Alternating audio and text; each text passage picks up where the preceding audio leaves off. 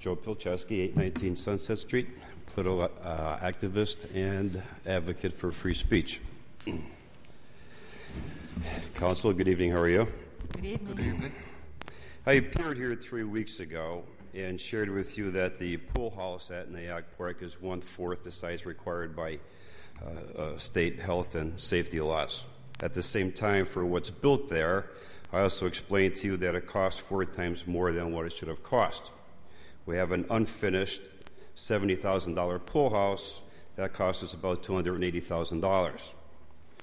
It takes the complicity of a lot of people to make that happen, which is why the pool house is appropriately symbolic of the vast corruption of the Doherty administration in terms of greed and the unethical and criminal mindset to rape the taxpayers. So who are these people?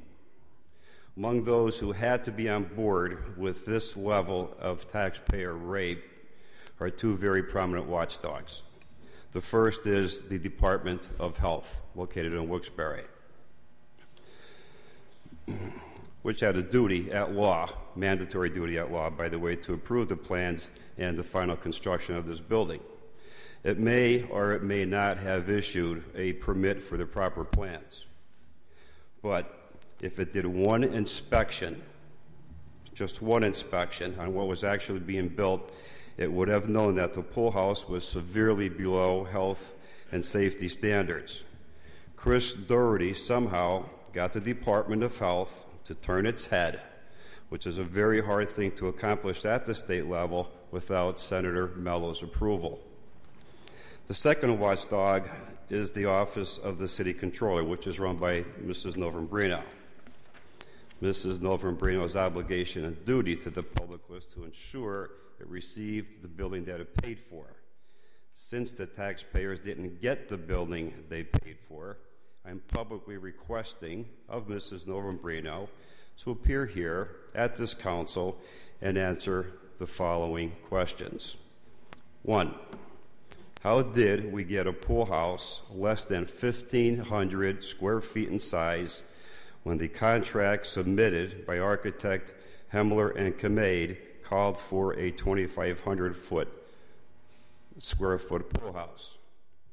2, why did the contract provide for a payout schedule that paid Hemler and Kamade $230,000 of the $280,000 charged to build a pool house before any construction had begun?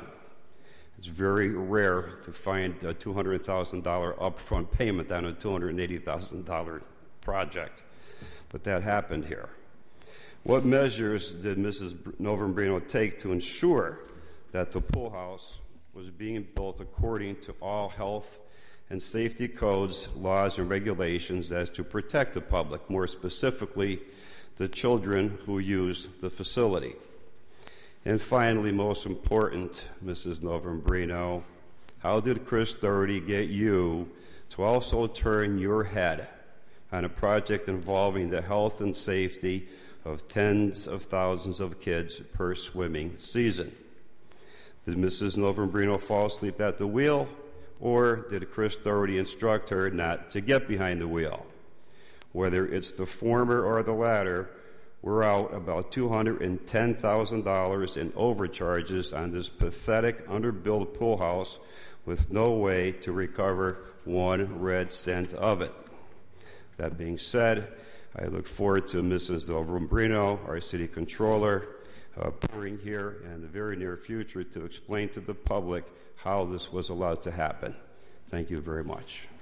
Thank you.